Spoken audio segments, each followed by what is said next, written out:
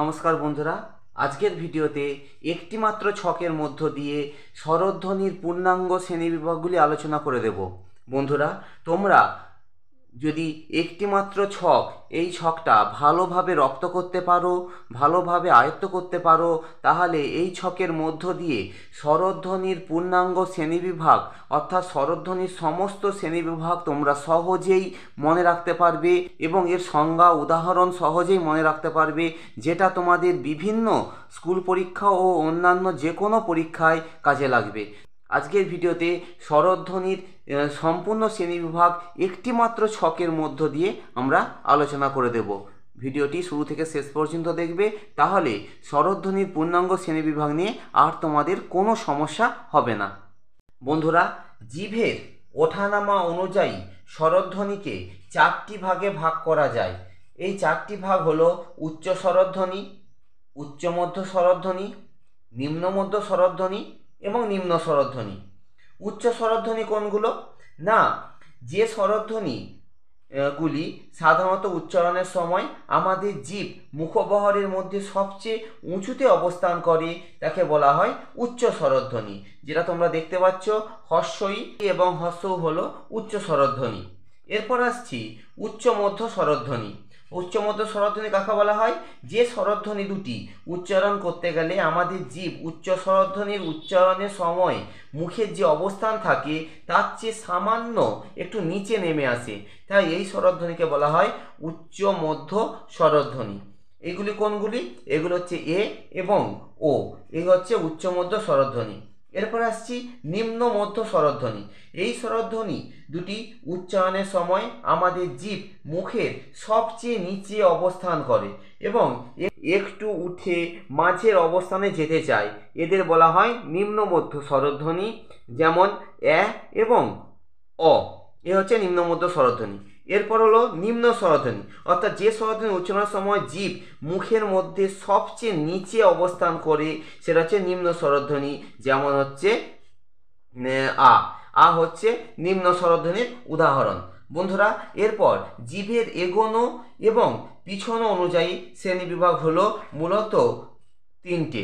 প্রথম হচ্ছে সম্মুখ স্বরধ্বনি, দ্বিতীয় হচ্ছে কেন্দ্রীয় স্বরধ্বনি এবং 3 নম্বর হচ্ছে পশ্চাৎ স্বরধ্বনি।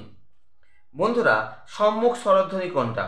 না, এই যে তিনটে স্বরধ্বনি হস্যই, এ এবং এ, এই যে তিনটে স্বরধ্বনি, এই তিনটে স্বরধ্বনি উচ্চারণ করার সময় আমাদের জিভ বেশ কিছুটা সামনের দিকে এগিয়ে যায়, তাই একে বলা হয় সম্মুখ স্বরধ্বনি। আবার বন্ধুরা, এই যে হস্য ও এবং অ, এই তিনটে স্বরধ্বনি উচ্চারণ করার সময় আমাদের জিভ কিছুটা পিছনের দিকে সরে যায়, তাই এই তিনটে স্বরধ্বনি হলো পশ্চাৎ স্বরধ্বনি। একমাত্র আ স্বরধ্বনিটি উচ্চারণের সময় আমাদের জিভ সামনে বা পিছনে না গিয়ে একদম কেন্দ্রস্থলেই অবস্থান করে, তাই এই স্বরধ্বনি আ স্বরধ্বনিকে বলা হয় কেন্দ্রীয় স্বরধ্বনি। বন্ধুরা, ঠোঁটের আকৃতিগত পরিবর্তন অনুসারে স্বরধ্বনিকে মূলত 3 ভাগে ভাগ করা হয়। একটা হচ্ছে প্রসারিত স্বরধ্বনি, কুঞ্চিত স্বরধ্বনি এবং মধ্যস্থ স্বরধ্বনি। প্রসারিত স্বরধ্বনি কোনগুলি? হস্যই, এ এবং এ, এই তিনটে স্বরধ্বনিকে বলা হয় প্রসারিত স্বরধ্বনি, কারণ এই স্বরধ্বনি তিনটি উচ্চারণের সময় ঠোঁট দুটিকে উপরে নিচে প্রসারিত করে আমরা উচ্চারণ করে থাকি, তাই একে বলা হয় প্রসারিত স্বরধ্বনি। আবার কুঞ্চিত স্বরধ্বনি কোনগুলি? না, এই হচ্ছে কুঞ্চিত স্বরধ্বনি, হস্য ও এবং অ, এই তিনটে স্বরধ্বনি কুঞ্চিত স্বরধ্বনি, কারণ এই তিনটে স্বরধ্বনি উচ্চারণের সময় আমাদের ঠোঁট দুটি ফু দেওয়ার সময় যেমন কুঁকড়ে গিয়ে গোল আকার ধারণ করে, সেই অবস্থায় উচ্চারিত হয়, তাই একে কুঞ্চিত স্বরধ্বনি বলা হয়। একমাত্র আ স্বরধ্বনিটি উচ্চারণের সময় আমাদের ঠোঁট দুটি প্রসারিত বা কুঞ্চিত কোনো অবস্থান হয় না, তাই আ স্বরধ্বনিকে বলা হয় মধ্যস্থ স্বরধ্বনি। বন্ধুরা, আমাদের মুখগহ্বরে শূন্যস্থানের হ্রাস বৃদ্ধি অনুসারে স্বরধ্বনিকে মূলত 4 ভাগে ভাগ করা যায়: সংবৃত স্বরধ্বনি, অর্ধসংবৃত স্বরধ্বনি, অর্ধবিবৃত স্বরধ্বনি এবং বিবৃত স্বরধ্বনি। প্রথমে আসছি সংবৃত স্বরধ্বনি।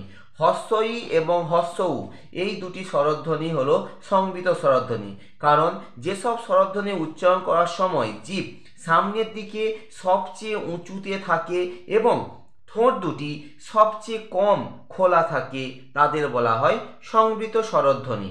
যেমন হলো এই হর্ষই এবং হর্ষৌ। এবার আসছি অর্ধ সংবৃত স্বরধ্বনি, অর্থাৎ যে স্বরধ্বনি উচ্চারণ করতে গিয়ে ঠোঁট দুটি অর্ধ বিবৃত চেয়েও কম খোলা থাকে তাকে বলা হয় অর্ধ সংবৃত স্বরধ্বনি। যেমন হলো এ এবং ও, এ হচ্ছে অর্ধ সংবৃত স্বরধ্বনি। এবার আসছি বন্ধুরা অর্ধ বিবৃত স্বরধ্বনি। কাকে বলা হয় না, যে স্বরধ্বনি উচ্চারণ করার সময় ঠোঁট দুটি বিবৃত স্বরধ্বনির চেয়ে সামান্য কম খোলা থাকে তাকে বলা হয় অর্ধ বিবৃত স্বরধ্বনি। যেমন উদাহরণ হলো এ এবং অ, এই দুটি স্বরধ্বনি হলো অর্ধ বিবৃত স্বরধ্বনি। আর পরিশেষে শেষটি হলো বিবৃত স্বরধ্বনি। বিবৃত স্বরধ্বনি কাকে বলা হয় না, যে স্বরধ্বনি উচ্চারণের সময় আমাদের জিভ সবচেয়ে নিচে নেমে আসে এবং ঠোঁট দুটি খুব বেশি পরিমাণে খুলে যায়, সেই স্বরধ্বনিকে বলা হয় বিবৃত স্বরধ্বনি। যেমন হলো এই আ হলো বিবৃত স্বরধ্বনি। তাহলে বন্ধুরা, তোমরা যদি এই ছকটি ভালোভাবে মুখস্থ করতে পারো, এই ছকটি ভালোভাবে রপ্ত করতে পারো, তাহলে তোমরা সহজেই স্বরধ্বনির পূর্ণাঙ্গ শ্রেণীবিভাগ তোমরা সহজেই পারবে। স্বরধ্বনির বিভিন্ন যে শ্রেণীবিভাগগুলো যে সহজেই রপ্ত করতে পারবে। তাই এই ছকটা তোমরা ভালো করে তোমাদের খাতায় তুলে নাও এবং প্রতিদিন অভ্যাসের মধ্য দিয়ে এই ছকটা ভালো করে মুখস্থ করে ফেলো। তাহলে সহজেই তোমরা স্বরধ্বনির সমস্ত শ্রেণীবিভাগ মনে রাখতে পারবে, সংজ্ঞা লিখতে পারবে এবং এই উদাহরণও করতে পারবে। তাহলে বন্ধুরা, ভিডিওটি তোমাদের কেমন লেগেছে? ভালো লাগলে লাইক, শেয়ার, কমেন্ট, সাবস্ক্রাইব করতে ভুলবে না। ভিডিওটি দেখার জন্য অনেক ধন্যবাদ।